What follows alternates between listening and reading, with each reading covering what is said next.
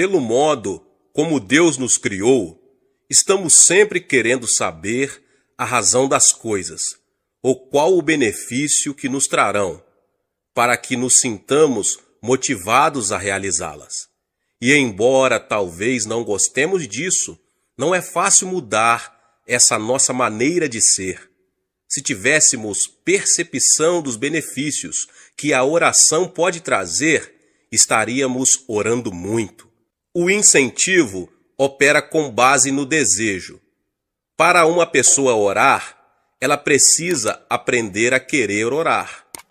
Para chegarmos a orar de forma como a Bíblia determina que oremos, temos que cultivar um grande desejo de orar. E como se pode cultivar um forte desejo de orar? É a pergunta nessa noite, meus irmãos e irmãs. Precisamos enxergar claramente os benefícios temporais e eternos da oração. Examinando a palavra de Deus, a Bíblia Sagrada, encontramos orações poderosas.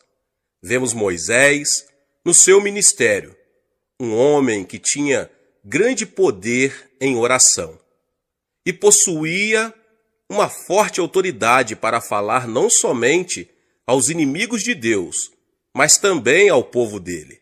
Foi pela oração dele que o Egito foi assolado por pragas. Pela sua oração, o Mar Vermelho se abriu diante de Israel. E como ele conseguiu esse poder na oração? Ele simplesmente cultivou uma vida de oração. Josué foi outro que viu a mão de Deus operar poderosamente através dele e de seu ministério. Ele sabia qual era a vontade de Deus e suas estratégias para as batalhas. E foi assim que cidades fortificadas caíram diante de seu exército, um exército todo construído de homens destreinados. Como Josué conseguiu tanto poder junto a Deus? Ele aprendera a orar. Enquanto Moisés estava no monte, ele passava a noite no sopé da montanha em oração também. E quando Moisés morreu, Deus já contava com um líder treinado que estava familiarizado com a oração. Davi também foi um homem dedicado à oração. Quando ele foi ungido rei de Israel, Saul ainda estava no trono. Ele poderia ter se desanimado pelo fato de apenas uns poucos o reconhecerem como rei, mas pela oração, ele manteve sua confiança em Deus e esperou que o Senhor o colocasse no trono de Israel. Era tão forte o seu relacionamento com Deus, que numa ocasião em que teve oportunidade de matar o rei Saul, não o fez. Após a morte deste, seu primeiro ato como rei foi trazer de volta a Arca da Aliança para o seu lugar de direito, no centro de cultos de país. Quando analisamos o poder de Davi na sua vida e governo, vemos que a fonte desse poder era a prática da oração. Elias atuou como profeta de Deus numa das piores épocas da história de Israel. Nessa ocasião, o povo tinha se voltado para a adoração a Baal. E Elias orava com grande poder, desafiando os profetas de Baal. Sempre que lembramos a história de Elias, pensamos também no grande poder que ele possuía. Mas precisamos descobrir qual a origem desse poder. Ele era um homem de oração. Passava horas seguidas em oração e até mesmo dias. Foi por isso que, quando Elias foi arrebatado numa carruagem de fogo, em meio a um redemoinho, os filhos dos profetas foram procurá-lo no alto dos montes. Contudo, nenhuma outra pessoa manifestou o poder de Deus, como Jesus Cristo, o Filho de Deus. Antes mesmo de iniciar seu ministério público, ele passou muitas horas em oração ao Pai. Sabemos que passava longos períodos a sós com o Pai. Está aí a origem de seu poder. Ele não poderia fazer nada, a não ser que o Pai o revelasse a ele. Você está cansado das orações sem poder que saem de seus lábios? Está desejoso de que sua igreja inicie um poderoso ministério de oração para que seu bairro, cidade e estado conheçam o poder que há em sua igreja? Se este é o seu desejo, meu irmão e minha irmã, e se você se dispuser a pagar qualquer preço, então se prepare para ver Deus operar poderosamente e modificar sua vida e ministério, introduzindo-o numa nova dimensão de oração. Não há razão para que não ocorram milagres em nossas igrejas regularmente. Não há motivo para não haver pecadores sendo salvos pelo Espírito Santo. Ouvi contar certa vez sobre a passagem de Charles Finney pela pequena cidade de Huntington, no norte do estado de Nova York. Uma cidadezinha comum, onde um dia, quando Finney passava por ali de trem, o Espírito Santo desceu sobre os não convertidos. Alguns homens que estavam num bar, sentindo forte convicção de pecados, operada pelo Espírito Santo, caíram de joelho pedindo a Jesus que os salvasse. E se o Espírito Santo deu a Charles Finney um poder assim, será que não pode dar a nós também um ministério poderoso? É a pergunta, meus irmãos. Finney raramente falava sobre o segredo do seu poder, mas certo dia um repórter resolveu vigiá-lo e, por fim, o jornalista teve que concluir que a origem do poder de Finney era as longas horas que ele passava em oração, em comunhão com o Espírito Santo. Estou convencido de que aqui na Coreia estamos presenciando o início do avivamento que Deus nos prometeu. Embora toda a nação tenha conhecido de que Deus está operando em nossa igreja, ainda não experimentamos o poder de Deus, como veremos futuramente, se permanecermos fiéis. E o poder de Deus não se manifesta apenas em curas, libertação de espíritos malignos e conversões em massa. Ele pode ser visto também no céu aberto que há sobre nosso país. O que quero dizer com isso? Quando um país tem este céu aberto, existe liberdade espiritual para se pregar o evangelho. O nível da fé é bastante elevado e não encontramos uma oposição maligna muito forte.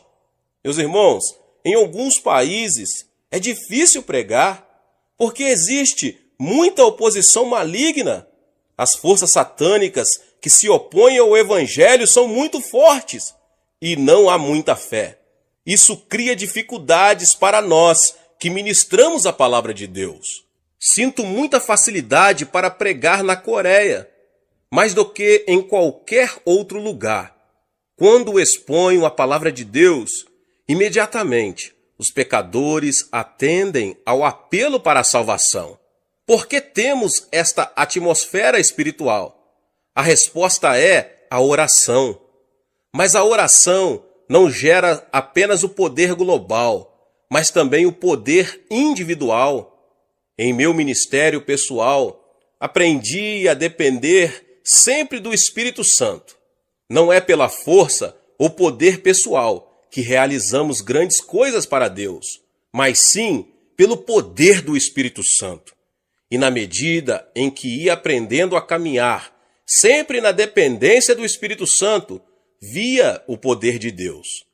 Como eu poderia pastorear uma igreja de quase 400 mil membros e ainda fazer viagens a diversos lugares do mundo, quase que mensalmente, realizando conferências sobre o desenvolvimento da igreja?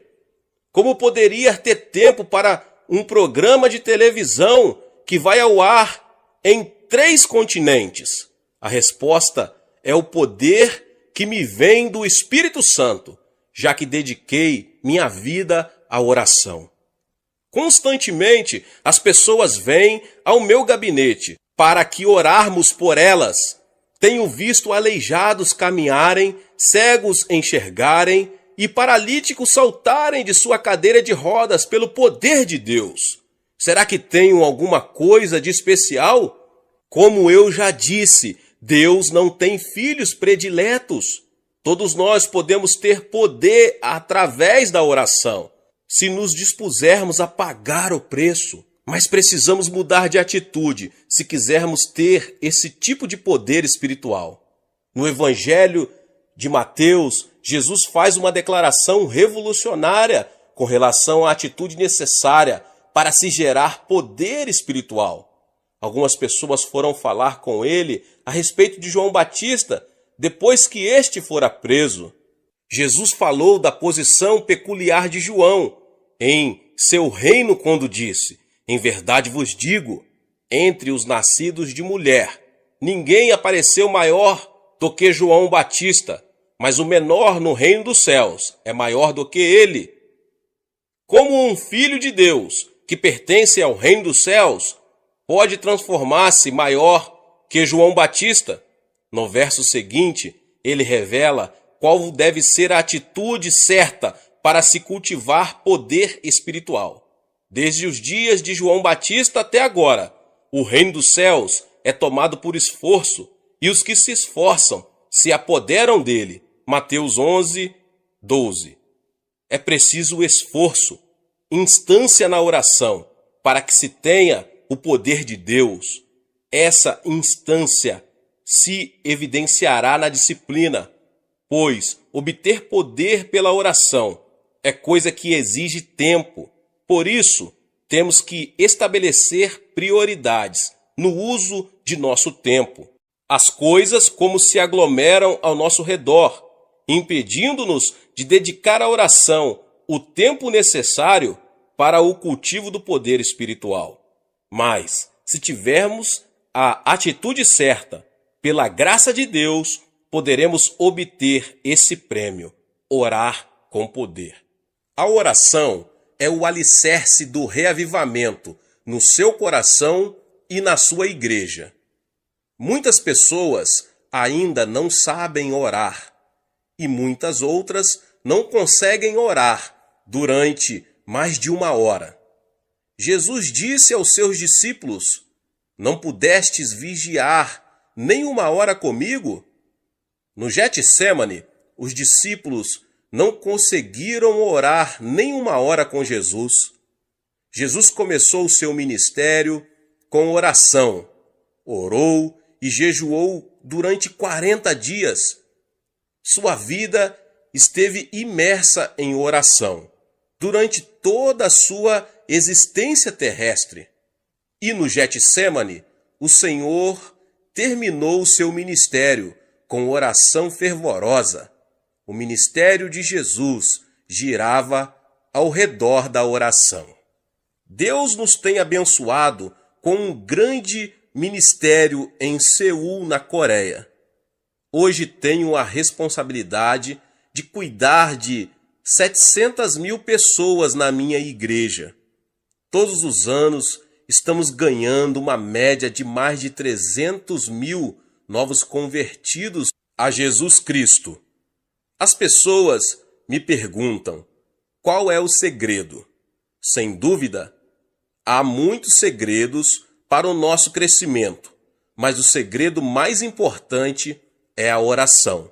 Comecei a ministrar em 1958, numa área suburbana da cidade de Seul. Era um lugar ocupado por favelas. Desde o início, o Espírito Santo me ensinou que o alicerce da igreja é a oração. Durante mais de 6 meses, procurei ganhar almas para o Senhor com as minhas próprias forças, mas por mais que pregasse durante esse período, não consegui levar uma só alma a Jesus Cristo. Em menos de 1 ano, tinha arrumado as malas mais de 8 vezes, com a intenção de abandonar o ministério. Na ocasião, eu tinha a certeza de não ter sido chamado para ser pastor. Nem sequer sonhava, naqueles tempos, que um dia eu viria a ser pastor de uma igreja tão enorme. Meu maior sonho naqueles dias era chegar a ter 30 membros na minha igreja, mas Deus me ensinou que preciso confiar nele, de modo que comecei a orar mais de 5 horas por dia. Posso garantir que não é tarefa fácil orar durante 5 horas. Esforçava-me e lutava contra a carne. Depois, grandes coisas começaram a acontecer. Primeiro, eu fui transformado. Depois, os membros da minha igreja transformaram-se e a cidade inteira começou a transformar-se. Dentro de 3 anos, tinha levado 600 pessoas a Jesus Cristo. Edificamos ali uma igreja muito bonita e em 1961 mudei-me para a parte urbana de Seul, porque eu havia experimentado um pouco de sucesso com 600 pessoas. Eu queria construir uma igreja no meio das igrejas grandes. As pessoas riam-se de mim. Eu era jovem e inexperiente, de modo que, de novo, refugiei-me na oração. Orava muitíssimo mesmo, e Deus começou a agir. Naqueles tempos, minha sogra era a minha fonte especial de inspiração para que eu orasse. Minha sogra me perturbava demais para garantir que eu ficaria dormindo depois das 4h30 da madrugada, pois na Coreia temos reuniões de oração bem cedo, de madrugada. Esperamos que todos os membros da igreja já se levantem às 4h30 da manhã para orar. O pastor, em especial, nunca deve estar dormindo depois das 4h30 da manhã. Todas as manhãs, minha sogra molhava uma toalha na água fria e a aplicava ao meu rosto. Muitas vezes, eu me sentava à beira da cama e dizia: "Mãe, pode me matar." Certa manhã, fui despertado pela campainha do telefone. Peguei o aparelho e era a minha sogra. Não sei qual a situação noutras culturas, mas na Coreia, quando a sogra toma a palavra, o genro está em apuros. Disse-me ela: "O que está fazendo?" "Mãe, estou dormindo." "Mas que vergonha! Faz 30 minutos que estamos esperando você." "Você não sabe que já são 5 horas da manhã? Estamos com dúvidas sobre se você ainda é cristão." Ai, que medo! Corri ao banheiro, escovei os dentes e penteei os cabelos. Peguei minha Bíblia e saí correndo para a igreja. Todos os membros estavam me esperando. Precipitei-me até o púlpito, mas todos se puseram a rir. Então olhei para mim mesmo, eu estava de pijama. Mas durante todo aquele período de oração intensa, Deus começou a abençoar-nos. Posto que o pastor orava assim, os cristãos começaram a orar com seu pastor. De modo que em toda a Coreia, os cristãos estão orando com sinceridade todos os dias. Não somente temos reuniões de oração de manhã cedo, como também temos vigílias às sextas-feiras durante a noite inteira. Quanto à minha igreja, mais de 15.000 pessoas estão presentes para orar às sextas-feiras de noite. Além disso, existem em todas as partes da Coreia muitas montanhas de oração. Na nossa montanha de oração, mais de 1 milhão de pessoas comparece para orar com jejuns durante 3 ou até 40 dias. Nossa nação está impregnada com a oração e, como resultado, Satanás tem sido amarrado e seu poder desfeito. Milhões de pessoas estão chegando ao Senhor Jesus Cristo. Creio que, ao começar o ano 2000, a Coreia se tornará a maior nação cristã na Terra. Todo esse reavivamento, até ao tempo presente, tem chegado a nós mediante a oração. Você pode ter uma grande igreja e um grande movimento de Deus, se você tão somente se ajoelhar e orar. Nosso Pai Celeste tem uma grande necessidade do seu coração. Deus é amor e o amor deseja manter comunhão. Você ama seu marido? Você ama sua esposa? Você ama seus filhos? Então você vai gostar de ter mais tempo para estar perto de Deus. Deus quer ter comunhão com você. Se você não puder satisfazer o coração de Deus, Deus não irá satisfazer você. Ele está profundamente magoado com muitos cristãos em muitas igrejas. Por quê? Porque o pastor e os líderes da igreja estão totalmente ocupados ministrando as necessidades das pessoas, mas não estão atendendo às necessidades de Deus. Deus quer que você e eu vamos até Ele para ministrar as suas necessidades. Deus criou você para ter comunhão com Ele. Essa é a responsabilidade primordial que você tem na vida. Logo, ministrar ao Senhor deve ter a primazia sobre o ministério ao povo. Quando atingi os primeiros 300 membros, cheguei à encruzilhada da decisão. Nossos membros queriam que eu os visitasse, os aconselhasse e orasse por eles. E ministrar a eles estava me custando cada vez mais tempo. Casei-me. Não tinha tempo suficiente para ministrar a Deus. Não sabia o que devia fazer. Finalmente, depois de muita oração, cheguei a uma decisão. Muitas pessoas dizem que deixariam a igreja se eu não desse mais atenção a elas, mas resolvi dedicar mais atenção a Deus.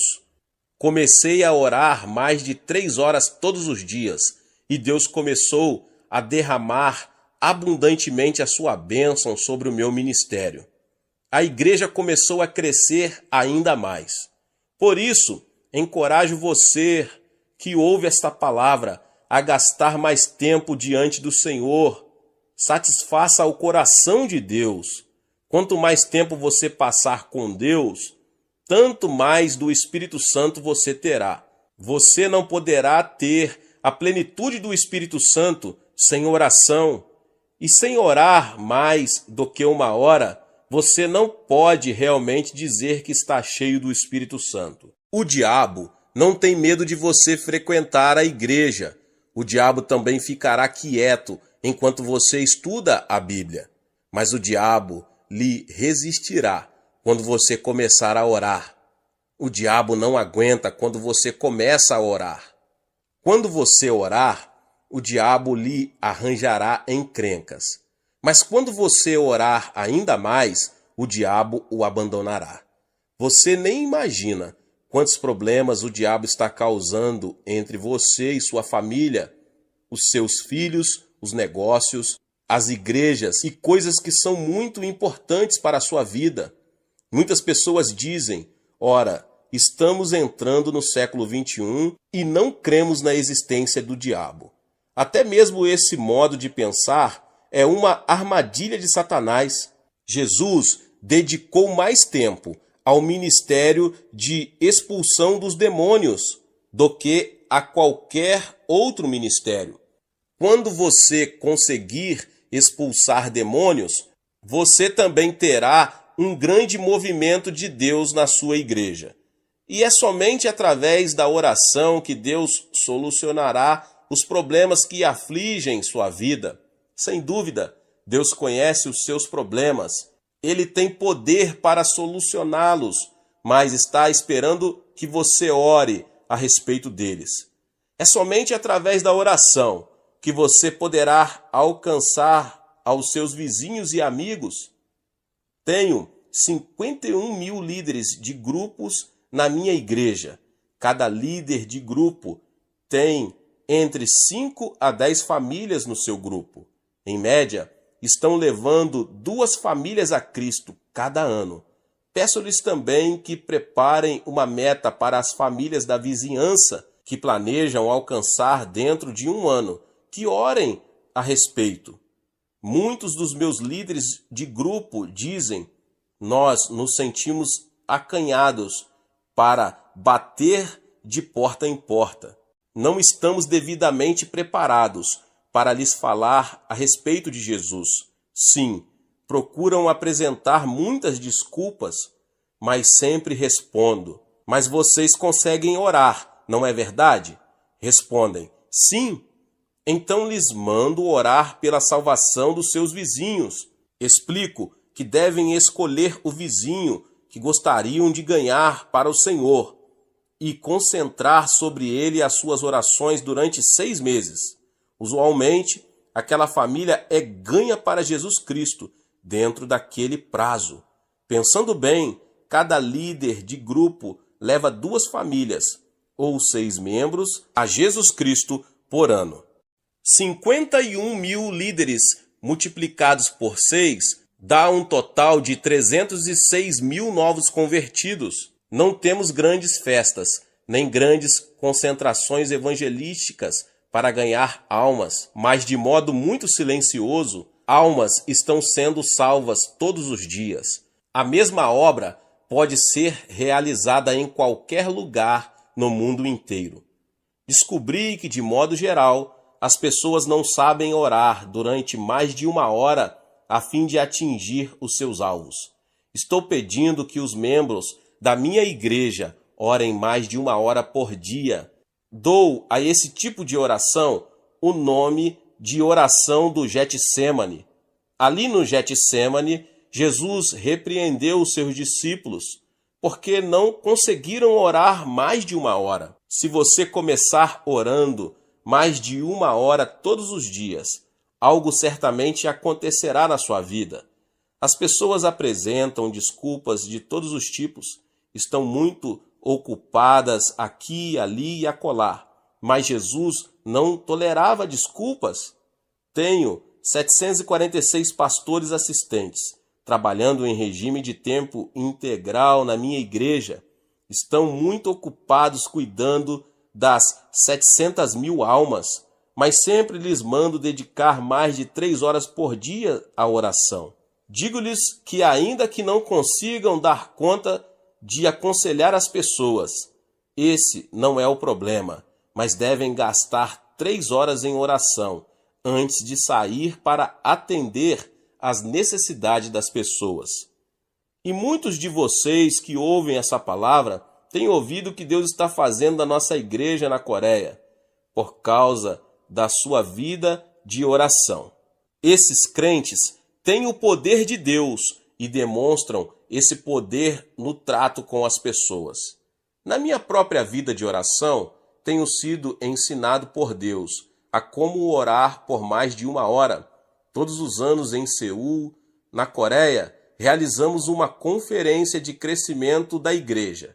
Milhares de estrangeiros têm frequentado aquela conferência. No último dia, levamos a nossa montanha de oração para orarem. Digo-lhes que aprenderam a teoria e que agora a colocarão em prática. Vou com eles até a sala de oração. Digo-lhes que agora oraremos durante mais de 1 hora. Depois de orarem durante 25 minutos, a maioria dos norte-americanos e europeus cessa de orar.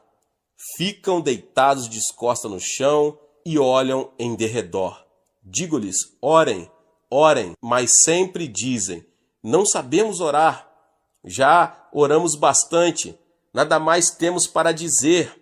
Está aí o problema. Você e eu deveríamos ter algo para dizer durante 1 hora de oração. Mas se você não tiver um plano de oração, é claro que não conseguirá orar durante mais de 1 hora.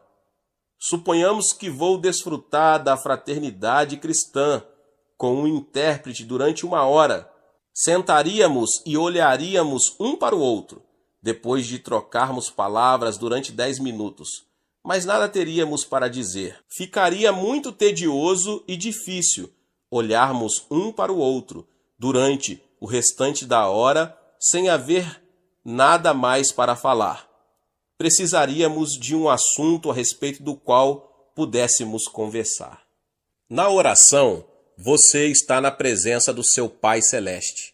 Depois de falar durante uns 20 minutos, se você não tiver mais nada para dizer ao seu Pai Celeste, a situação seria muito constrangedora entre Deus e você. Qual é a solução? Você deve ter uma forma de oração, algum plano para isso. Deus me ensinou a orar durante mais de 1 hora e chamo isso de meu curso de jogging na oração. Você gosta de correr? Eu sempre gostei de correr, mas aprendi uma lição sobre fazer jogging em Estrasburgo. Durante uma estrada em Estrasburgo, para uma conferência, levantei-me às 4h30 da manhã para correr, não para orar. Atravessei a cidade correndo, mas de repente tive uma crise de coração e fui obrigado a me deitar no gramado e repousar enquanto arfava, tentando respirar. Em vez de orar, eu estava fazendo jogging. Voltei ao hotel sem mais problemas, mas daquele dia em diante sempre oro antes de tirar tempo para jogging, que é correr logo pela manhã. Quando você ora, você precisa de um percurso de oração, um plano para seguir, a fim de que, depois de ter orado, você saiba que orou de modo eficaz e poderoso e que cumpriu o propósito de sua oração. Certa vez, Deus me mostrou o tabernáculo no deserto. Os israelitas tinham saído do Egito e estavam a caminho de Canaã. Deus queria que seus filhos se aproximassem dele e o adorassem até mesmo durante a viagem a Canaã. Deus mostrou a Moisés a planta do tabernáculo, que o construiu no deserto segundo as instruções de Deus, e os israelitas vinham ali para adorar a Deus. Mas, nos tempos de hoje, o tabernáculo é você. A Bíblia diz: vós sois templo do Espírito Santo. Você não precisa ir ao deserto para procurar o tabernáculo onde Moisés adorava. Você é o tabernáculo. Você é o templo do Espírito Santo. Você pode adorar a Deus, segundo o propósito do povo de Deus no tabernáculo do deserto. Todos os ensinos do Antigo Testamento eram símbolos ou prenúncios das coisas espirituais do porvir. Você pode fazer um curso de jogging na oração ao passar pelo tabernáculo. Você pode fazer uma corrida, em oração pelo tabernáculo. No tabernáculo, o primeiro lugar na qual você se lembrará é o altar de bronze. Ali o sacerdote sacrificava os animais, derramava o sangue e queimava as carnes perante o Senhor. Ali os pecadores recebiam perdão e a reconciliação com Deus. Aquele deve ser o ponto de partida para a sua corrida pessoal na oração. Você precisa começar no altar de bronze. Este representa a cruz do Calvário, onde Jesus Cristo tornou-se um sacrifício em nosso favor. Você precisa começar na cruz de Jesus. Você precisa começar a adorar Jesus ali. Foi ali que Jesus foi crucificado em favor de você. Enquanto você adora Jesus, lembre-se de que ele remiu ali os seus pecados. Lembrando-se da cruz, dê graças a Deus pelo seu perdão e salvação. Jesus Cristo livrou você da condenação decorrente da quebra dos 10 mandamentos. Sim, Jesus tomou sobre si todo o castigo envolvido na desobediência aos 10 mandamentos. Ele os cumpriu por nós. Jesus removeu a lei do meio do caminho. abriu a porta para sermos salvos pela fé no Senhor. Jesus, tu me livraste da condenação da lei. Agora vivo pela graça. Sou salvo pela fé em ti. Obrigado pelo teu sangue derramado. Obrigado pela tua graça. Sou grato por tudo. Além disso, foi na cruz que Jesus enfrentou Satanás e o derrotou. Mediante o sangue de Jesus, Satanás foi desarmado. Ali o diabo perdeu o seu poder e Deus destruiu totalmente o seu reino. Quando adoro a Jesus, minha oração é: ó Senhor Jesus, agora estou livre do domínio de Satanás. Pelo teu sangue, estou completamente livre. Já não tenho medo de Satanás, nem das suas hordas de espíritos malignos. Sou mais que vencedor por Cristo Jesus. Por isso, louvo-te, Jesus, por tua bênção. Obrigado pela purificação e perdão. Em seguida, louvo a Jesus pela reconciliação que ele realizou entre mim e Deus. Ó Jesus, Adão provocou inimizade entre Deus e nós, mas tu destruístes o muro de inimizade e trouxestes a reconciliação.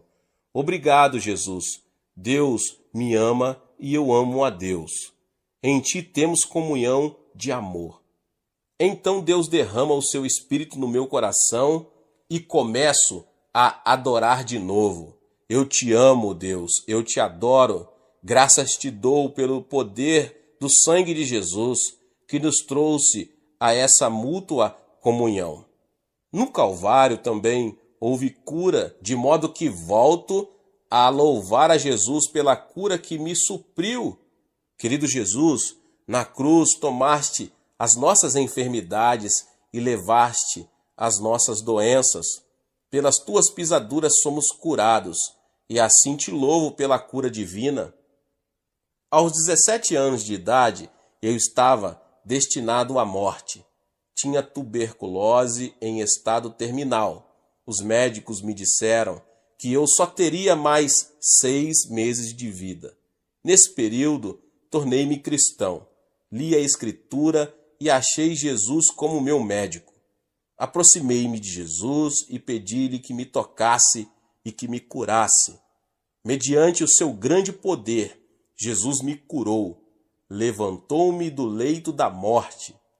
Mas antes disso, eu nunca visitara uma igreja, nunca ouvira um sermão. Simplesmente aceitei a Bíblia, li as Escrituras e fiquei conhecendo o meu Jesus. Ele é um médico maravilhoso. Por isso, louvo a Deus com grande amor no coração pela minha cura. Enquanto continuo a contemplar a cruz, lembro-me de que Jesus também me livrou de toda a maldição que me foi lançada sobre Adão. Quando Adão e Eva caíram, fizeram a maldição cair sobre eles mesmos e sobre todas as gerações sucessivas. Deus amaldiçoou a terra e a maldição de Adão caiu sobre nós. A partir dos tempos de Adão, os seres humanos têm vivido debaixo de uma grande maldição. Os seres humanos têm vivido debaixo de uma grande maldição e sofrimento. Todos os desenvolvimentos da ciência e da sociedade nunca poderão trazer a verdadeira felicidade aos corações das pessoas. Mas Jesus Cristo veio e removeu aquela maldição. Gálatas 3,13 diz: Cristo nos resgatou da maldição da lei, fazendo-se maldição por nós, pois está escrito: maldito todo aquele que for pendurado no madeiro. Ele nos resgatou para que a bênção de Abraão chegasse aos gentios por Jesus Cristo. Por isso, adoro ao Senhor. Ó Senhor Jesus Cristo, estou liberto da maldição, estou abençoado com a bênção de Abraão. Não vou viver sob uma maldição. Estou habitando no seio de Abraão. Sou uma pessoa abençoada, de modo que, seja o que for que eu fizer, vou ser abençoado. Sim, você é uma pessoa abençoada. Você está liberto da maldição. Remova da sua mente todos os pensamentos negativos. Diga a si mesmo todas as manhãs que você é abençoado por Deus. Aleluia! Diga a si mesmo que você foi abençoado com o bendito Espírito Santo. Quando me levanto e sigo esse curso de corrida de oração de manhã cedo, dou graças a Deus pelo fato de ser abençoado. E, portanto, meu ministério vai ser abençoado entre os membros da igreja. Enquanto você ainda está diante do Senhor, você pode adorá-lo e agradecer a Ele o livramento da morte e do inferno. Jesus, tu me livraste da morte, morreste em meu lugar, venceste o inferno, tu me abriste a porta do reino do céu. E já não tenho medo da morte. Eu te adoro e te amo. E assim, meditando e orando dessa maneira diante do Senhor, começo a minha corrida de oração. Você pode permanecer no ponto inicial, diante do Senhor Jesus, durante 10 ou 15 minutos, segundo o desejo do seu coração. Então deixe o lugar da cruz e passo ao lugar seguinte, ao lugar da pia. A pia está cheia de água. Aqui, os sacerdotes se lavavam para serem purificados e santificados antes de entrar no tabernáculo. Até esse ponto, então já passei pela cruz e agora fico diante da pia, o lugar da santificação. Ali paro e oro de novo. Ó Senhor Jesus Cristo, sou um cristão, tu me livraste de Satanás. Agora preciso viver como cristão. Devo falar como cristão. Devo pensar como cristão. Não devo tornar-me um cristão nominal, mas devo ter sinceridade no coração. Um grande problema no mundo de hoje é que os cristãos já não são sal nem luz. Muitos entre eles têm religião, mas não têm Jesus Cristo, o de que necessitamos e de uma experiência genuína com Jesus em nossa vida. Diante da pia eu oro: Pai, torna-me justo pela palavra e pelo Espírito. Faze de mim uma pessoa justa, faze de mim uma pessoa honesta. Tantas pessoas estão vivendo na mentira, mentem a Deus, mentem ao próximo e estão cheias de desconfiança diante do mundo. Mas, Pai, faze de mim uma pessoa honesta. Então continuo: Pai Celeste, faze de mim uma pessoa verdadeira e fiel. Ajuda-me a observar com veracidade a fidelidade, o dia santo. Leva-me a sempre pagar os meus dízimos, fazer de mim um fiel ganhador de almas, fazer de mim um filho fiel de Deus, fazer-me perdoador, fazer-me amar as pessoas. Perdoar a todos é de extrema importância. Muitas pessoas não acham importante o perdão, mas nas Escrituras descobrimos que cada vez que Jesus convidava as pessoas a orar, ordenava que perdoassem. Na minha igreja, uma mulher belíssima veio ao meu escritório pedindo oração. Tinha um sorriso lindo, que sempre causava prazer, mas tinha paralisia facial no rosto. Seu rosto era contorcido e os nervos davam repuxos constantes. Fiquei com dó dela. Tinha consultado médicos na tentativa de conseguir ajuda e cura, mas nenhum deles conseguiu fazer nada por ela. Muitas vezes eu já tinha imposto a minha mão sobre ela e orado, mas nada tinha acontecido, absolutamente nada. Fiquei sem jeito, ela ficou desanimada, mas então, certo dia ela veio ao meu escritório. Pastor, hoje de manhã, enquanto orava, mais de uma vez pedindo a cura, recebi uma revelação. Deus não estava falando a respeito da cura, mas me falava a respeito do perdão. Deus me disse: não deixe uma gota de ódio no seu coração. Perdoe a todos. Não quero que você tenha ódio no seu coração. Ela me perguntou: Pastor, É essa uma revelação da parte de Deus? Sim, é uma revelação ao seu coração. É bíblica, exclamei entusiasmado. Em seguida ela disse: Pastor, estou com problemas. Não consigo amar meu sogro e minha sogra. Faz tempo que estamos morando juntos e tenho feito muitíssimas coisas por eles, mas são um espinho na minha carne e eu os odeio. Odeio-os. Não posso amá-los. Estou com problemas. Sinceramente, não consigo amá-los. Disse eu então: Irmã, não se preocupe com isso. Por enquanto, a Bíblia não fala em amar primeiro, mas em perdoar primeiro. Se lhe sobrar energia, comece então a amar. Mas se não lhe sobrar nenhuma energia, então simplesmente perdoe a essas pessoas. Pois bem, disse ela, eu consigo perdoar. Ótimo, então vamos começar. Ajoelhamo-nos, ela começou a perdoar. Depois passou a chorar. Pai, perdoa o meu sogro e minha sogra, meu cunhado e minhas cunhadas. Ó Deus, dá-me o desejo e o poder para perdoar. E assim impus sobre ela a minha mão. Pai, cura-a agora. E ela foi curada no mesmo instante. Seu rosto tornou-se normal. Fiquei mais assustado do que ela. Estava orando por ela, mas não estava preparado para aquilo que aconteceu. Naquele momento, eu recebi uma mensagem do Senhor. Eu também estava envolvido com o problema do ódio no meu próprio coração, naqueles tempos. Tenho 500 anciãos, 51 mil diáconos e 700 mil membros. São tantas pessoas para serem amadas e, às vezes, há muitas entre elas que eu poderia odiar. Entendia, sem sentir preocupação, que somos seres humanos, de modo que amamos e odiamos. Mas quando vi a libertação naquele dia, quando uma mulher da minha igreja perdoou os parentes do seu marido, fiquei assustado.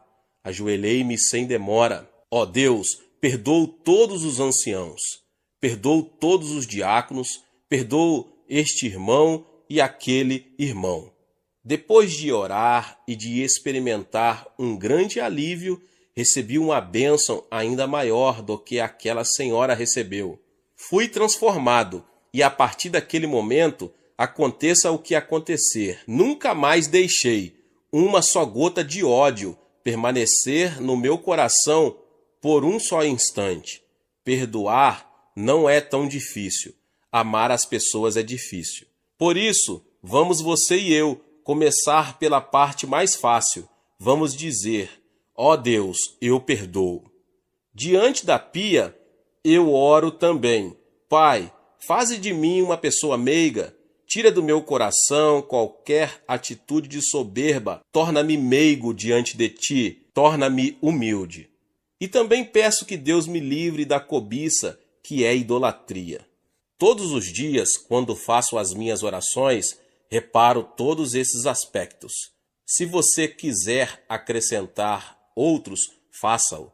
Citei apenas os aspectos que eu trato na minha oração.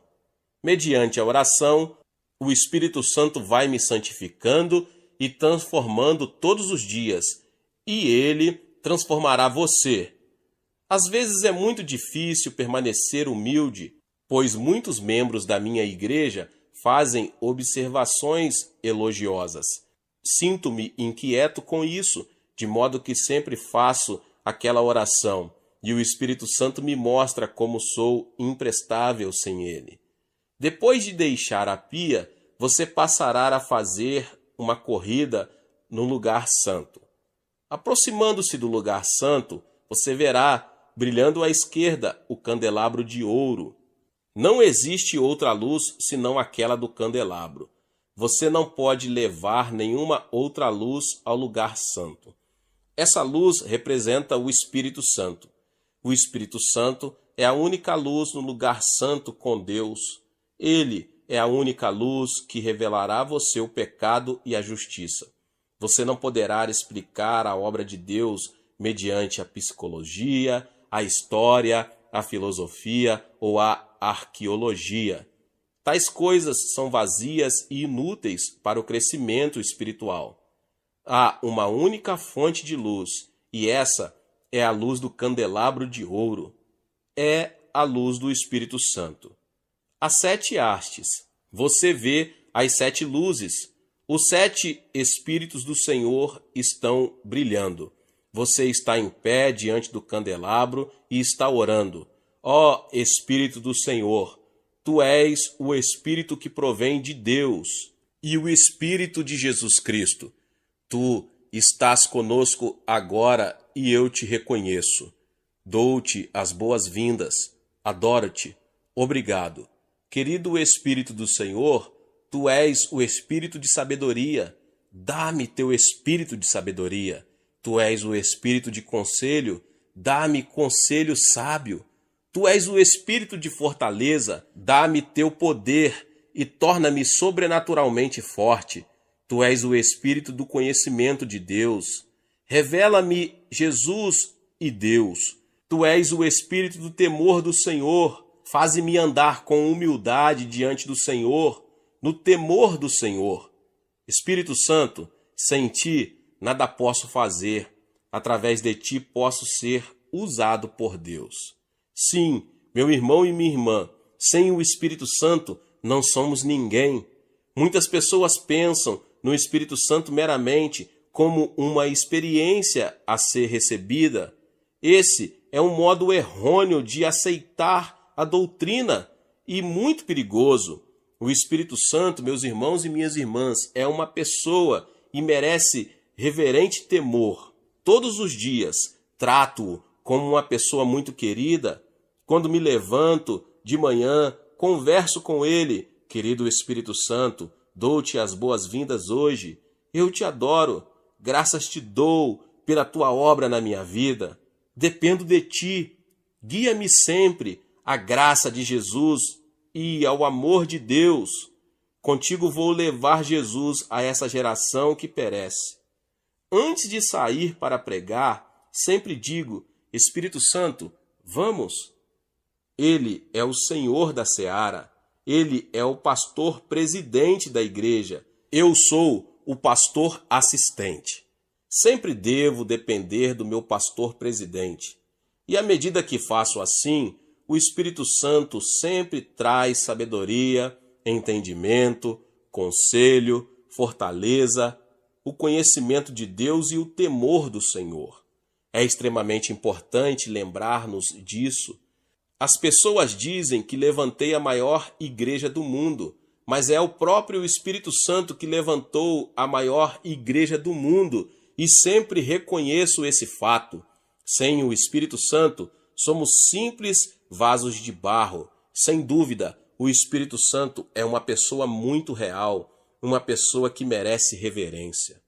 Ele é o seu advogado, ele é seu líder, guia e consolador. Sua obra e ministério dentro de você é algo tremendo. Eu o amo.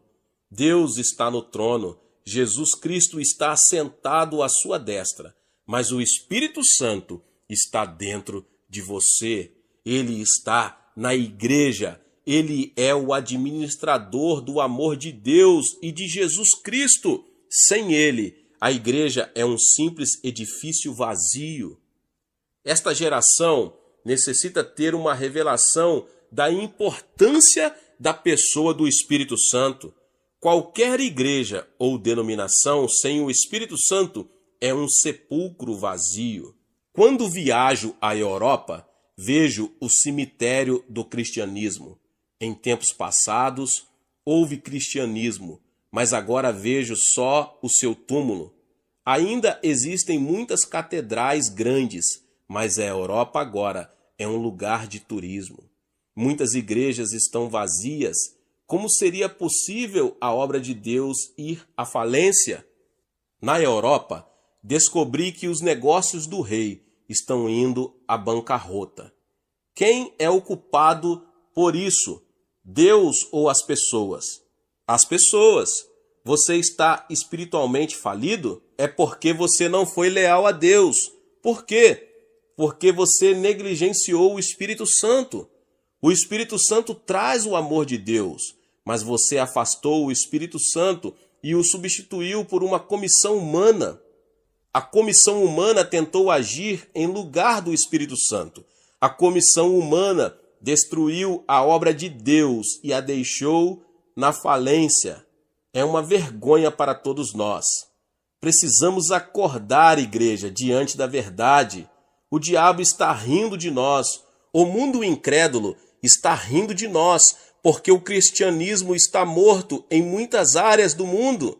Mas Jesus quer ressuscitar o cristianismo mediante o Espírito Santo. Precisamos de um novo Pentecoste na Europa. Devemos buscar de novo o Espírito Santo. Temos que refazer o relacionamento com o Espírito Santo. Nasci budista e assim fui criado. Nada sabia a respeito das denominações cristãs. Não via diferença entre o católico e o protestante. Depois, vi a Jesus como Salvador. Desde o início, eu não me preocupei com as denominações, porque era Jesus o centro do cristianismo. As denominações sem Jesus Cristo são iguais às sepulturas. Para que eu iria a uma sepultura para ali habitar? Quando, porém, o Espírito Santo chegar às denominações, todas elas voltarão a ter vida. Enquanto você faz a corrida na oração, portanto, você precisa pedir que o Espírito Santo venha renová-lo espiritualmente. Agora você sai do candelabro e vai para o lado direito. Ali você achará os pães da proposição. Os pães da proposição simbolizam o corpo de Jesus Cristo, de modo que você vai lá e adora segundo a palavra de Deus. Nos dias atuais, as pessoas negligenciam terrivelmente a palavra de Deus e preferem depender de suas emoções, deixam-se desviar do caminho certo pelas heresias.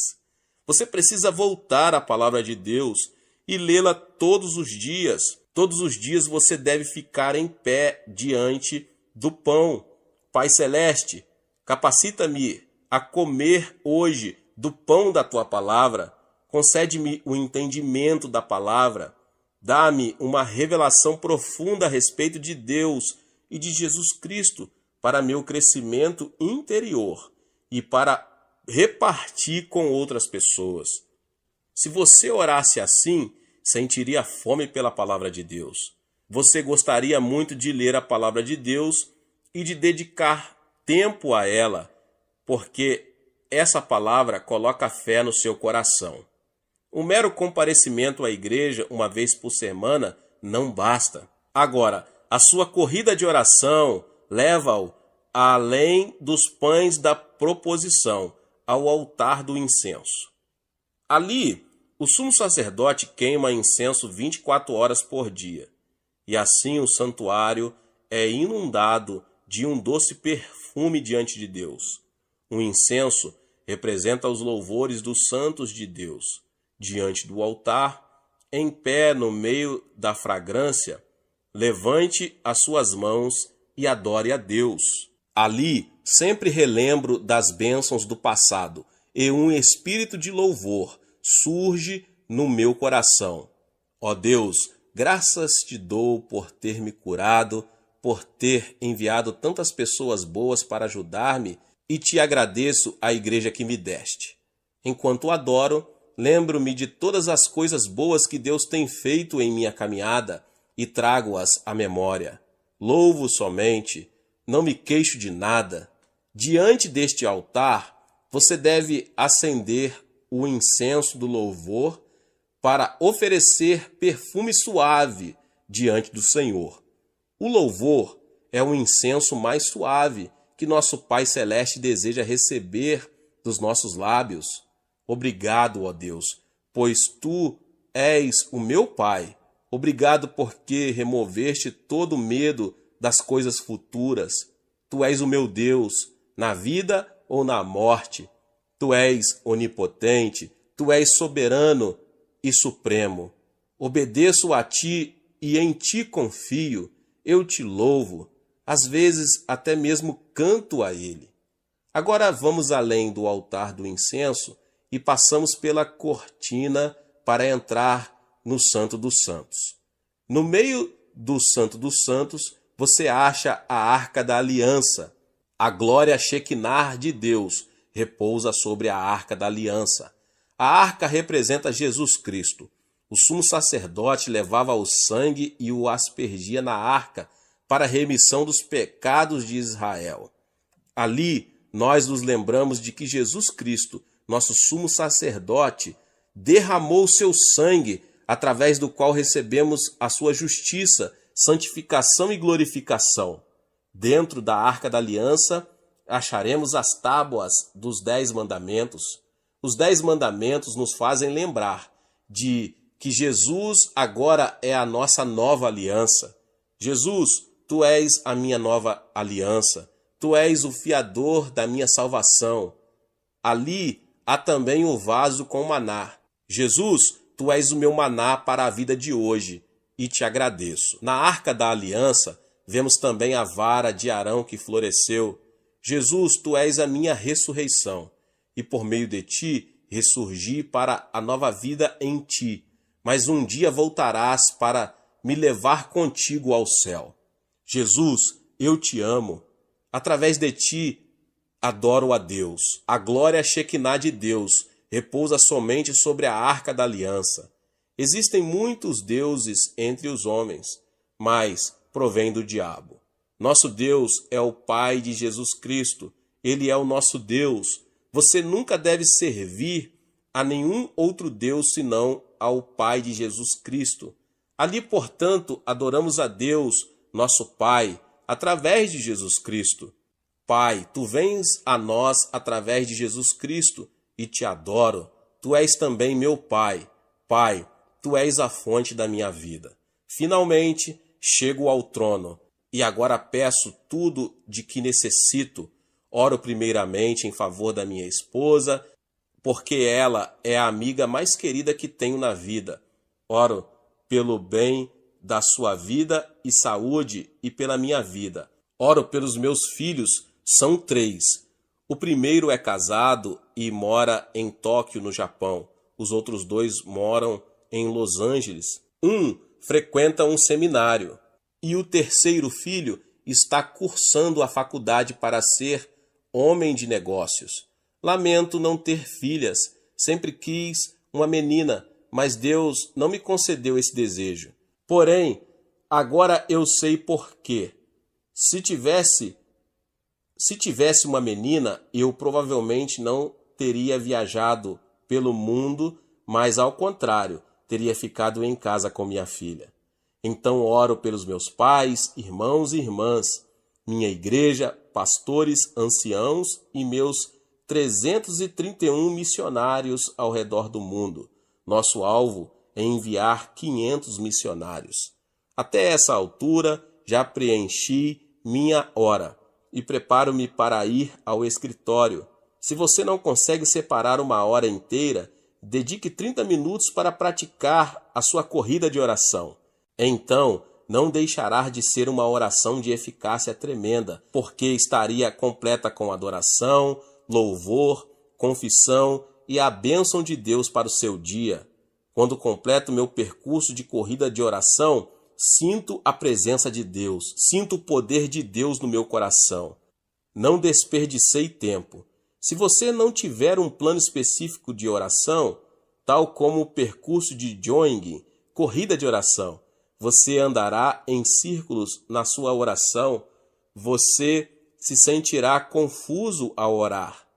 Você talvez nem sequer se lembrará a respeito do que esteve orando. Você deve orar de modo eficaz e poderoso para ter consciência, ao terminar a oração, de que você cumpriu bem seu exercício devocional na sua hora de oração. Oro segundo esse percurso de jogging, 3 vezes por dia. Esse percurso de oração, 1 hora de manhã, 1 hora depois do almoço e 1 hora no fim do dia. Meus irmãos e irmãs, se vocês seguirem esse método de oração, seu exercício devocional não será maçante. Você se sentirá animado para orar todos os dias e poderá concentrar-se muito bem na oração.